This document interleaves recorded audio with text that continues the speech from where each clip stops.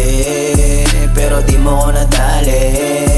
Tignan mo na sarili bago magyabang ka pare. Sa dami-dami mong sinabi, pero di mo ko nadali.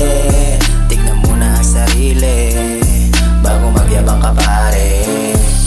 Ako ay nagsulat para malaman ng lahat na di porket nakaharap ay di ka na binabarat. Ito dapat para sa tao na karapat dapat tumanggap ng salitang mabibigat at masaklap.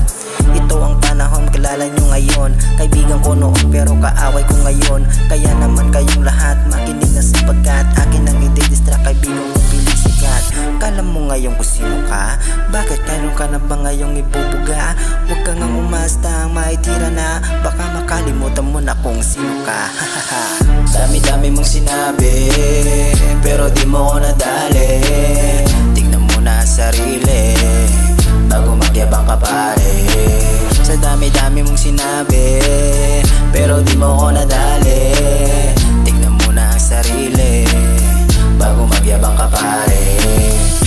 Teka muna, di pa ko tapos. Babastusin kita hanggang karir mo magtapos. Di ka naging sikat pero mukha ka ng laos. Ayusin mo muna buhay mo, wag ka puro forma boss. Nagyayabang ka sa'kin kesyo na tulungan na. Tulong mong bayad ko na, ay susumbat mo pa. Ang lakas manlait, alam mo naman perfecto ka. Kaya sitwasyon palagi parang nakakarga.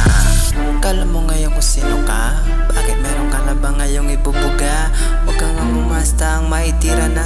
Baka makalimutan mo na kung sino ka. Dami-dami mong sinabi, pero di mo ko nadali. Tingnan mo na sarili